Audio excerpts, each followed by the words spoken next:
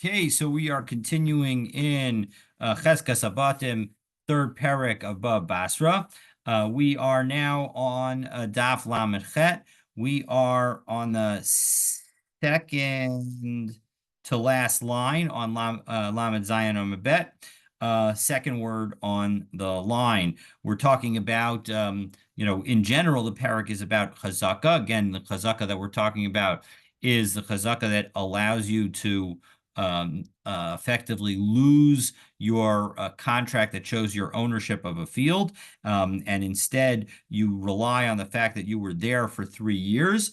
But right now we're dealing with the sale of trees, because we've been talking about when one gets a chazakah with respect to certain trees, to what extent does that include the land that comes with it, and some of those rules related to the sale of, whether the sale of trees also includes the land that's associated with it. So let's pick up again, second to last line, Lamed Zayin Amabet, Umri Nardai. So the Nardaim say, Hi man de Zavin Dikla Lechabre. If you sell a date palm to your friend, so Kanile Mishpule ad Tchoma. So then you don't just get the tree, you also get all of the property forever that is immediately beneath that tree. Let's take a look at Rashbam, who explains it in a little bit more detail.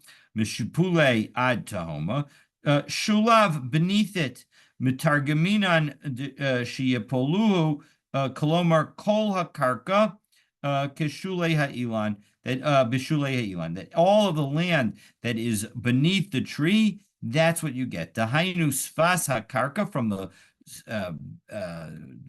top edge of the property of the where the land hits the air, ad tahoma shel karka, until its ultimate depths. Afalpi shedekel yechidi, who that even though he only acquired just one tree, utnan afilu beis ein lo karka, and even acquiring two trees doesn't come with any land. Hani mili svivota ilan, who de ein lo klum. It's when around the tree that you get nothing.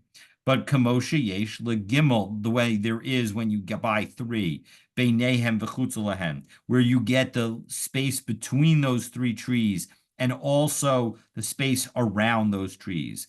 Kamale ora v'salo, in order to be able to have your baskets and be able to do the work of the field. Aval tachtab, when in terms of underneath the actual tree, tachtab de ilan, miha isle, you still do get that.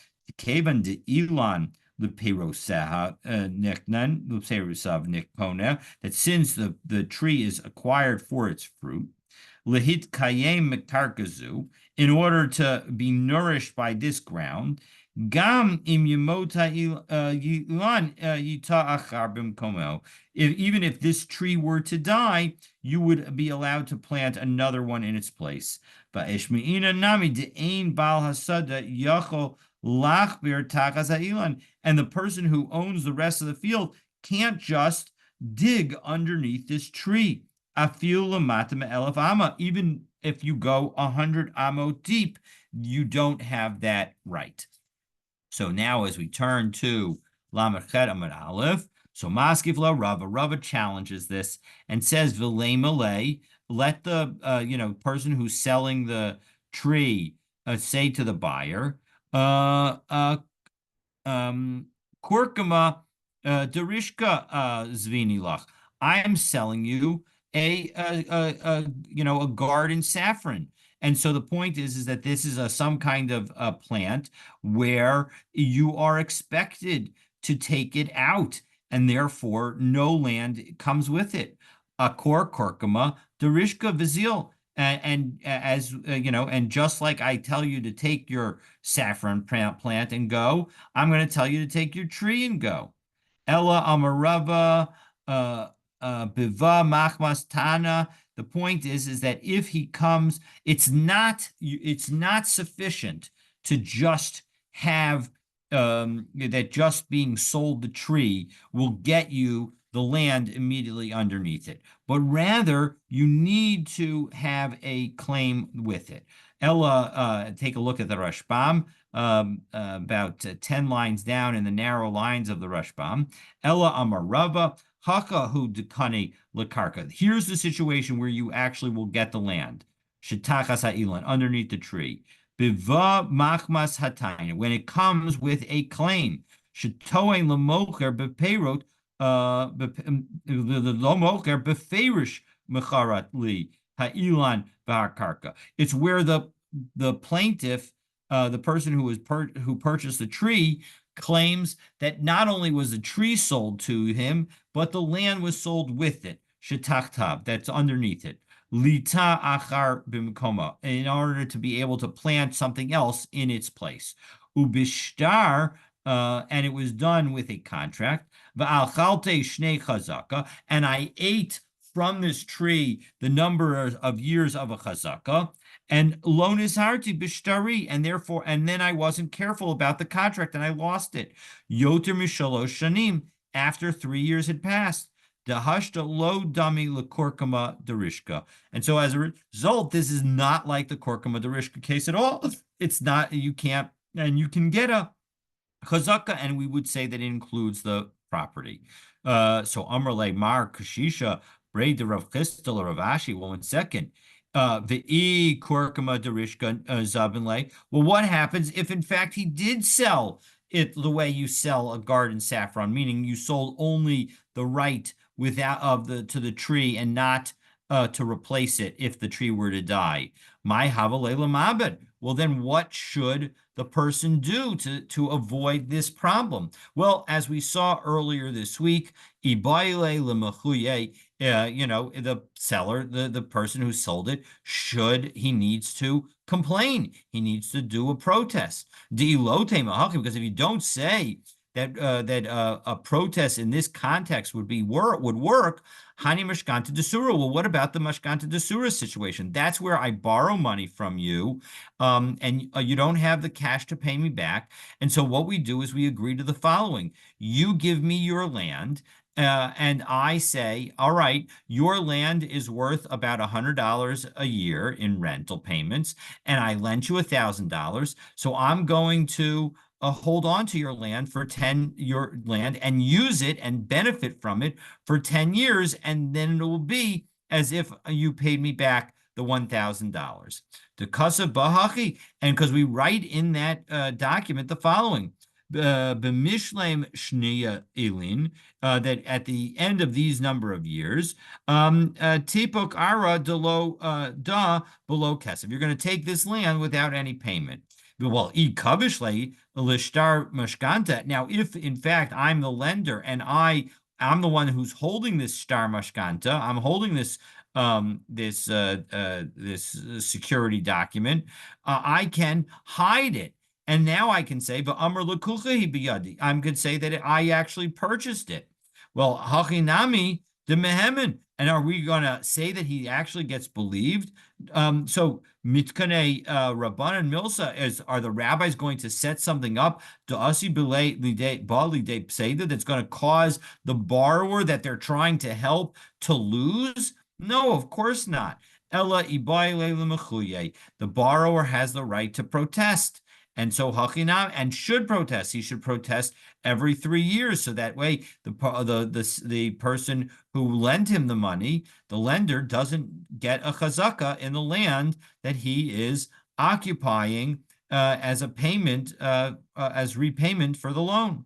So hachinami ibayle mechuye, and so too here, if in fact a seller were to sell the property in a saffron method, meaning that you sell the tree with no, and specifically make it clear that you're not including any land, well, then in that case, you need to protest, so that way there's no question that the land is retained by the seller.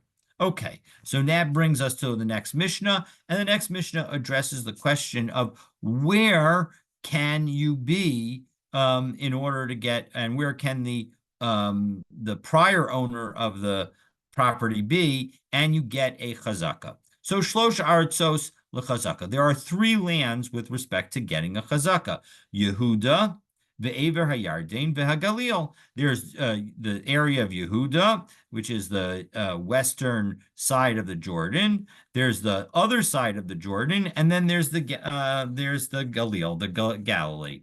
And so, if in fact Hayab Yehuda, if the person, the original owner, was in Yehuda, the Hechzik Begalil, and the other person took property that was in the Galil, or Begalil, if the person, the owner, was in the Galil, the Hechzik Yehuda, and the other person took the property that was in Yehuda, Eino Chazaka, there's no Chazaka. Imo b'medina achat, until you're all together in one place. So what does that mean? So 1 second, if we take a look, 9 lines, I'm sorry, 8 lines down in the widest lines in on Daf Lamed and Aleph in the Rashbam, Ad Imo b'Medina, Kagon Shahaya b'Yehuda b'Irachat, where one of them was in one city in Yehuda, v'Hechzik b'Yehuda b'Iracheret, and the other person was taking possession of the first person's property in a different city in Yehuda, to Kavan, to Shayaros, Mitzios, because the caravans are common to go between those cities, that he had the responsibility, the first owner had the responsibility to complain if in fact he hadn't sold it. And since he didn't complain, so as a result, he's going to lose. So Amar Rabbi Yehuda says, no. Lo Amru Shalosh Shanim, Ela Kedei Sheyehe Ba'aspamya, V'yachazik Shana, Yelchu V'yodu'u Shana, V'yavo Shana Acheres. No, we're misunderstanding, and it's actually an entire new concept and a new approach to chazaka. That the whole reason that we have 3 years of chazaka is that really one should get a chazaka immediately. But in the case where somebody goes away to a faraway place like Aspamia, which is understood to be potentially Spain here, and it takes a year to get there, well, then the idea is that if somebody was on the property for a year, then the messengers will end up going and spending a year to get to Aspamia to let the original owner know about it. And then the third year will allow the original owner to come back home and complain ahead of time. And so as a result, that's why you need 3 years. And let's take a look at the Rashbam inside as he goes through it in a little bit of detail. So Rabbi Yehuda lo Amru Shalosh Shanim lichalok ba, in order Velomar de'enan chalukot lechazaka, that we don't need to worry about these different places. Dahaya begalil vehechzik beYehuda havya chazaka. That even if the person was in the Galil and the prior owner was in the Galil, and the person who made the chazaka is in Yehuda, it constitutes a good chazaka. Vafilu haya ba'aspamia. In fact, even if the original owner was in Spain, shehu rachok mahalach shana me'aretz Yisrael, because that Aspamia used to be a year travel from Eretz Yisrael. V'hichzik ba'aretz Yisrael, and the person who's making a chazaka is in Eretz Yisrael. Havya chazaka, it's still a chazaka. Shahari lekach ha'erichu shnei chazaka zman meruba shel shalosh shanim. Because here's the reason why we have a 3-year chazaka.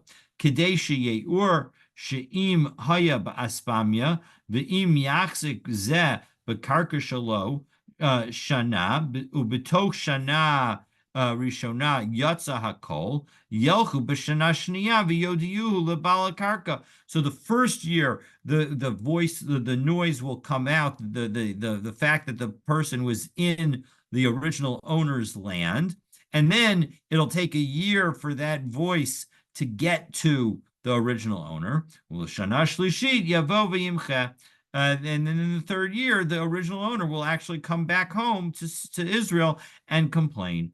Gemara Mefarish, by Rabbi Yehuda, Mecha Befanav Ola, El Olo. And the Gemara is going to address, is Rabbi Yehuda saying that you don't need to do the complaint in front of the original, when the original owner protests, does he need to do that protesting directly to the occupier, or is it sufficient to do it in front of other people?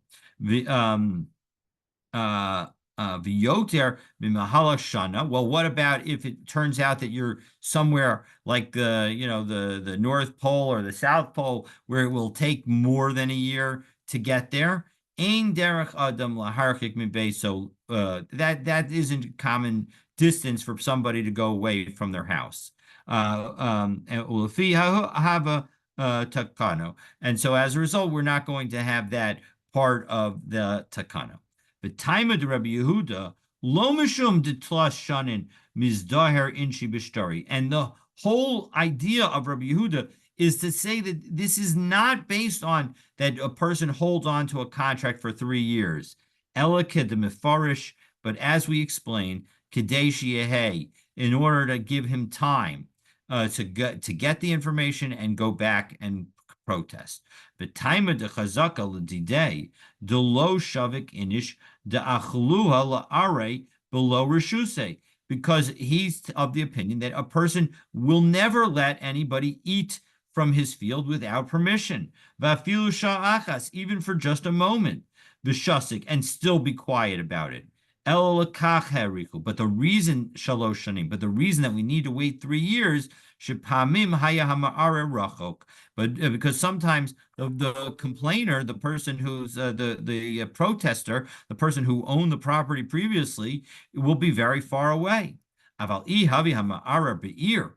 But if it turns out that the person who was the previous owner and is complaining about the current occupier is in the same city, havi chazaka miyad. Well, then, as soon as the person doesn't complain, then the occupier gets a chazaka immediately. Kenda amrina lekaman bepirkin, as we will see later on in our parak. So that is the two different positions in our Mishnah. Position number one is you need to both be in the same town or same part of the country. The second is it doesn't make a difference where you are. You need to you get only 3 years to come back, and the reason we give you 3 years is because that's the time it'll take for you to find out about it and then to come home and complain. So, my Kasavar Tanakama. What is the Tanakama saying? Again, Tanakama says that you need to be both within the same state, either within Yehuda, within Galil, or within Ever Hayarden. So, if you're going to tell me that when the owner is complaining and protesting, he needs to do it in front of the that he does not need to do it in front of the occupier. Afilu Yehuda v'Galil nami. Well, then in that case, why shouldn't he be okay that he's in Yehuda and the field is in Galil? That should also be considered a chazaka, because he could have complained. And if you tell me that actually the Tanakama says that a protest that doesn't go directly to the occupier is not a good protest, well, then I'll feel Yehuda v'Yehuda namilo. You should, even if they're both in the same state, if they aren't in the same location, that shouldn't be sufficient. So why does our Mishnah say that you need to be in the same state and say that you can't be in two different states? It seems like from the fact that you can be in the same state, but you don't have to be in the same town, it seems like a macha not in front of somebody is a good macha. And from the fact that you can't do it from across two different states, it seems like a macha that's not in front of the person should not be a good macha. So Amar Rabbi Abba Bar Mamel Amar Rav. So Rav will answer La'olam Kasavar Macha Shalo B'fanav Havi Macha. Really, a macha is a good macha. Even when it's not in front of the person who's occupying the property. And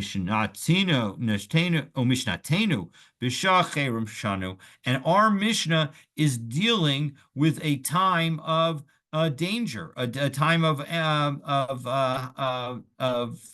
danger in traveling. And so as a result, there's fewer people that are traveling. And so as a result, we're going to therefore, when it comes to two different states, we are going to be concerned that the macha, that the complaining, that the protest will never get heard by the occupier. And since the occupier won't find out about it, he won't actually be able to, he won't know that he needs to, since the occupier won't find out about it, it's not his. We can't allow his presence to constitute a chazaka. But when they're within the same state, so then because a macha that's not in front of the occupier is a valid macha, we'll say that that works. So Tosfos asks an interesting question here. So take a look at the last Tosfos on Lamed Chet Amud Aleph. So macha shelo b'fanav. Tema de b'chol duchte nakat macha. In all of these cases, we're talking about what about the macha being not in front of the person? V'maylo nakat chazaka shelo b'fanav. Why are we focusing on the protest rather than on the chazaka? Because in the end, we're saying that they mean the same thing. But why are we focusing on the macha instead of the chazaka? Right, and v'amai nakat chazaka shelo b'fanav havi chazaka. Right, why don't we say that a chazaka when you're not in front of the person constitutes a chazaka? V'yesh lomer lefi shahatam taloi b'macha, because everything is dependent on the complaint, on the protest. The lo b'chazaka sha'adam hamachzik b'karka osav, and not on the chazaka that the person takes shel chaveru of his friend's field. Islay, because hamachzik b'karka osav shel chaveru islay kala. Whenever you take somebody else's field, that has a voice. It will have resonance to those who hear it, and people will then pass it along to the prior owner. Shehu choker v'shoel al nechasav, because the original owner is always concerned about his own property. Aval hamacha, when it comes to somebody complaining and saying that and protesting that somebody else is in his field, ein la kol, that doesn't have the same kind of voice.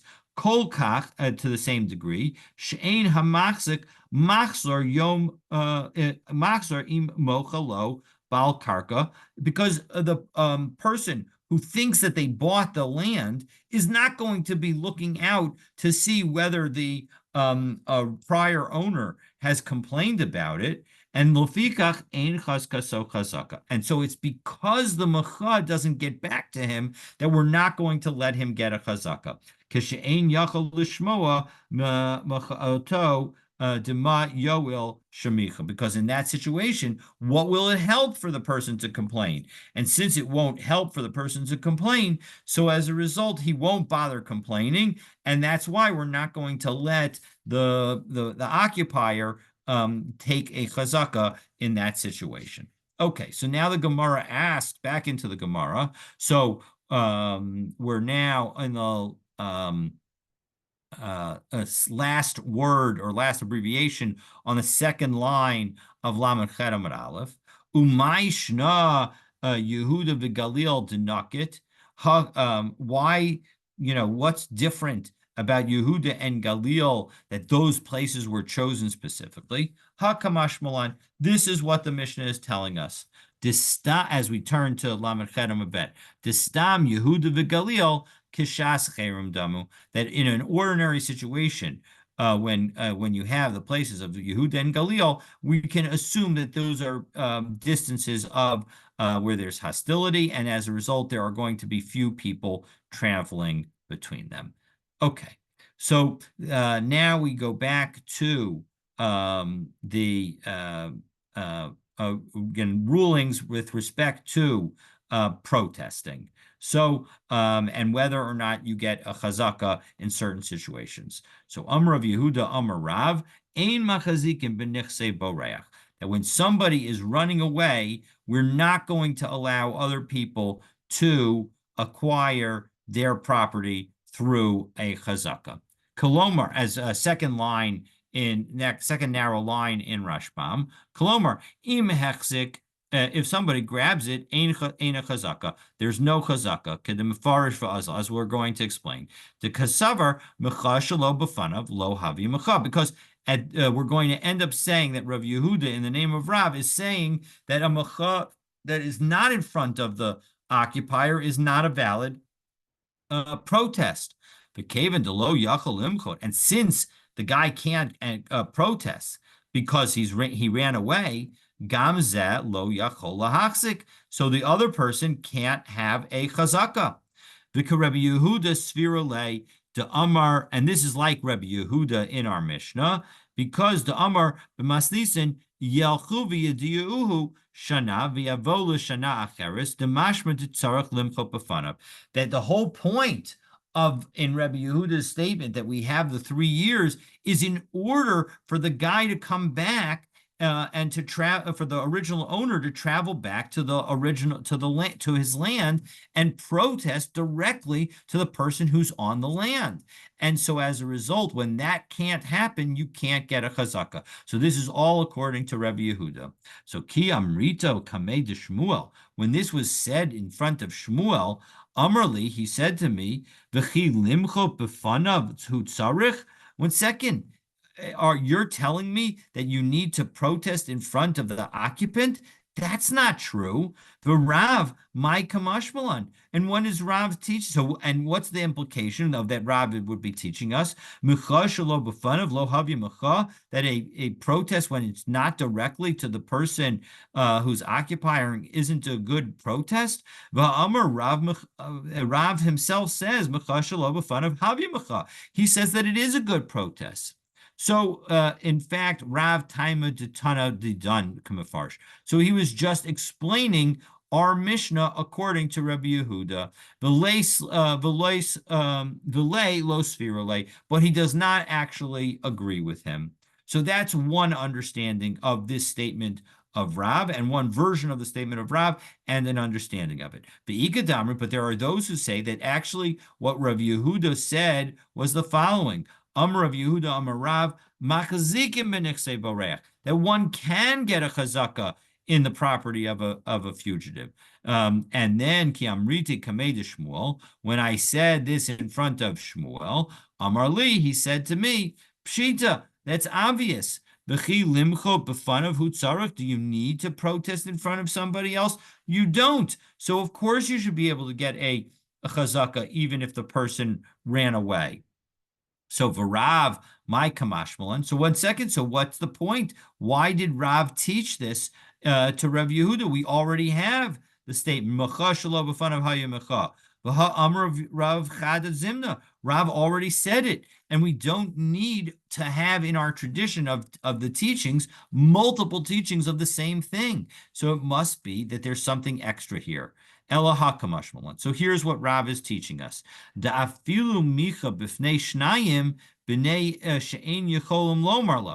actually, even if you were to protest in front of 2 people where they could not get to the person who's occupying, havia macha, that would still constitute a valid macha. So let's take a look and see in Rashbam, second to last of the medium lines in the Rashbam, end of the line. Afilu micha b'fnei shnayim she'ein yecholon lo marlo kagon chigarin, like somebody who's lame, o shehochan l'medinas hayam, or is planning to travel overseas.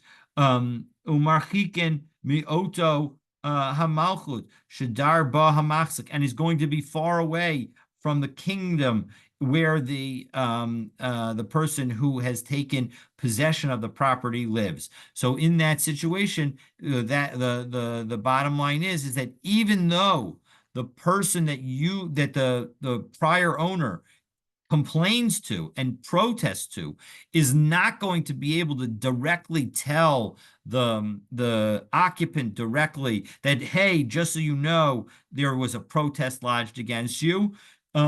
It doesn't matter. that's still enough to be a good protest. Because, and we'll see why in a moment.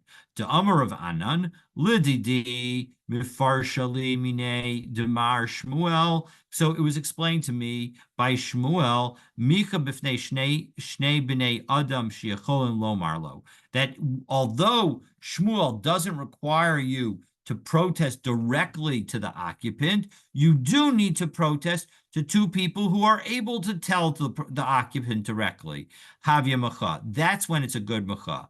But Micha B'fnei Shnei B'nei Adam She'ein Yacholin Lomar Lo, who have no chance of telling the occupant that the original owner has complained and said that this is still his property, lo havya macha. Well, in that case, it would not be a good protest. So that is Shmuel, the Rav. And what does Rav say? Rav says the following. This is why he says that it all works out, even if the people that you tell your protest to are not going to be seen by the occupant. Because chavracha chavra islay, your friends have friends, and chavra de chavracha chavra islay, and your friends' friends have friends, and so as a result, it will eventually get to the occupant, and so as a result, even when you complain to people who may be going in a different direction, that is still going to be sufficient. Okay, so Amarava Hilchasa Ein Machazikin B'Nichse Vorech. The halacha is that you don't get a chazaka in the property of a fugitive, and umacha shelo b'fanav havya macha, and a protest that's not in front of the original, that's not in front of the occupier. So then that is it is still a valid protest. Well, in second, those are inconsistent. Tarti, are those both true? Because again, if in fact you can protest when the occupier isn't present, so then you should be able to get a chazaka even in the property of a fugitive, because the fugitive can protest wherever the fugitive is located, and that protest will eventually get to the occupier. And so shouldn't we be saying, so these two statements are inconsistent? One implies a mecha shelo b'fanav lo havi mecha, and then the second is explicitly that mecha shelo b'fanav havi mecha, that a protest that's not in front of the occupant is a good mecha. So lo kashya. So we're going to have an explanation. Kan boreach machmas mamon, kan boreach machmas mardin. That the difference is why are you running away?